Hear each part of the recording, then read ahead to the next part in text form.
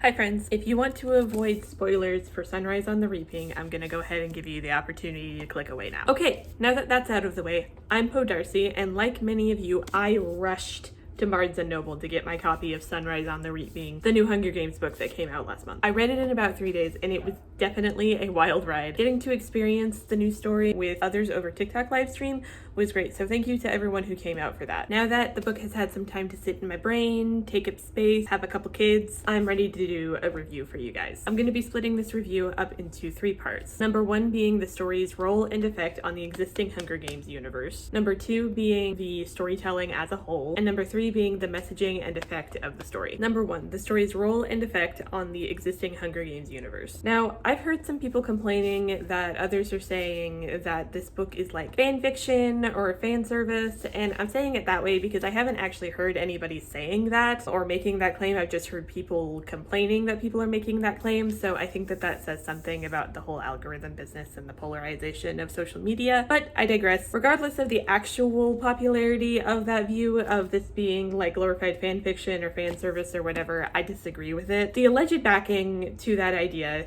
is that Effie, Plutarch, BT, Wirus, Mags, I think that's it.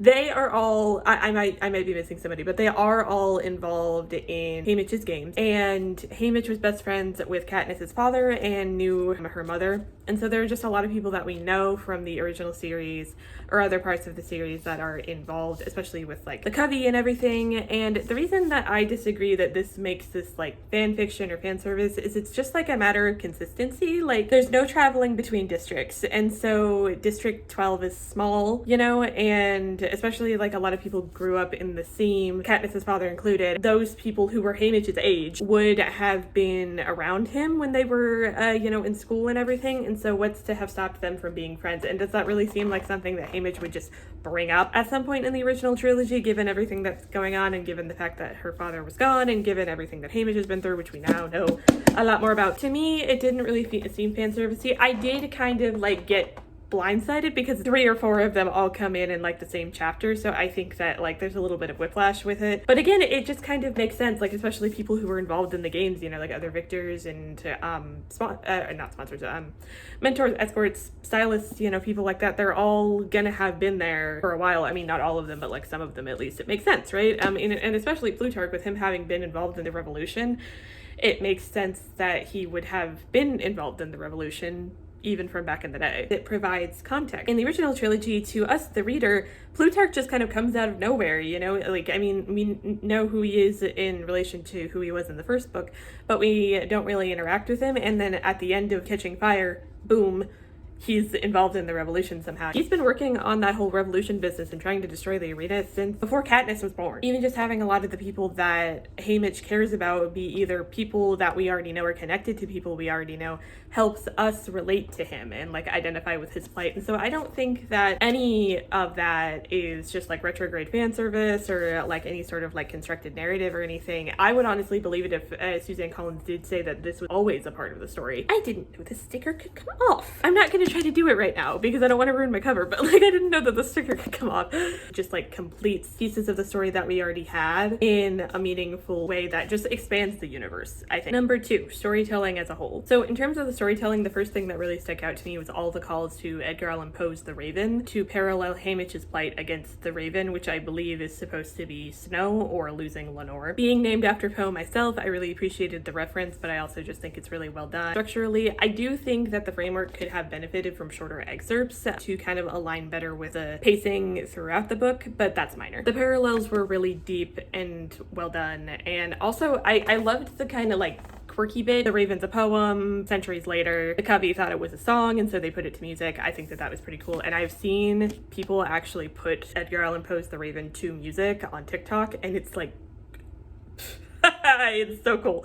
Like I when I saw it for the first time, I sent it to my mom and I was just like, I need this in my life. On the topic of the pacing, I thought that the signature fast-paced approach that Suzanne Collins takes really complemented this story in particular, especially with Haymitch's voice, because it was well balanced. Like, it was slow enough that it didn't like gloss over traumatic moments, or important moments like that. It was fast enough to reflect the transient and stressful nature of the circumstances that the characters were in. And Haymitch also has always been like a one-track minded character. I think that Suzanne Collins' signature style was well suited to his story in particular. One more thing on storytelling that I thought was really, really good was the attention to details. And I don't mean every detail, but like the detail that Suzanne Collins knew she wanted the reader to pick up on and to know that was important. An example of this is the blood red rose that Snow is wearing when he sees Haymitch off. He even says like how in Mockingjay how attached he is to the white rose. When I read blood red rose, I was like,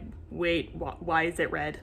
Why is it red? It was in the back of my head up until we got to the gumdrop scene. As soon as Haymitch put it together, I put it together. It was like, oh, that was like him taunting him, because that was going to be the color of the gumdrops, and he fed Lenore the gumdrops.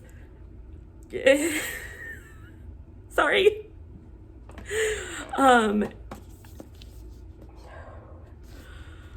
Sorry, that scene. Wow, attention to specific details that like put certain things in your head as the reader. That was just something that was handled really well, especially in the form of unanswered questions. We know that the mutts are designed for specific tributes. That's why the birds didn't go after Haymitch. That's why the squirrels didn't go after him, because the squirrels were focused on Ampert. The birds were focused on Maisley. Why? I was like, well, is Ampert just like afraid of squirrels? For the birds, it was that to like kind of poke fun at Maisley's kind of uppity nature, to kind of get her back for the things that she said about the Capitol during the interview. It sticks with me now. Like, I still don't know the answer to those questions, and I still want to know the answer to those questions. And I think having a story that sticks with you in that way is what you want. 3, the messaging and effect of the story. Okay, so we all know that Suzanne Collins doesn't speak unless she has something to say, and man, did she say it here. I could go through and read all of the anecdotes and all of the quotes that she has that exemplify this message she seems to try to be sending us about propaganda and controlling the narrative, and how if you control the narrative, you control everything. But I want to focus on a specific connection between this book and the original trilogy. So Katniss doesn't know about the Covey. She was, and we learned from this book, she's descended fairly directly. She learns their music from her father, who's directly related to them and,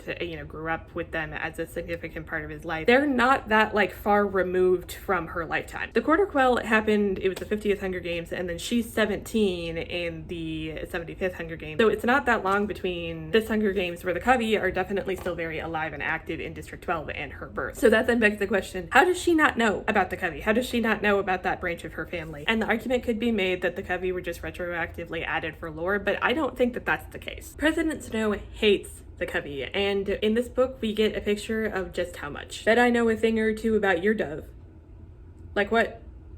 Like, she's delightful to look at, swishes around in bright colors and sings like a mockingjay. You love her, and oh, how she seems to love you. Except sometimes you wonder, because her plans don't include you at all. The hypocrisy, the bitterness, the calculation. Here, I don't think that Snow is lamenting his lost Lucy.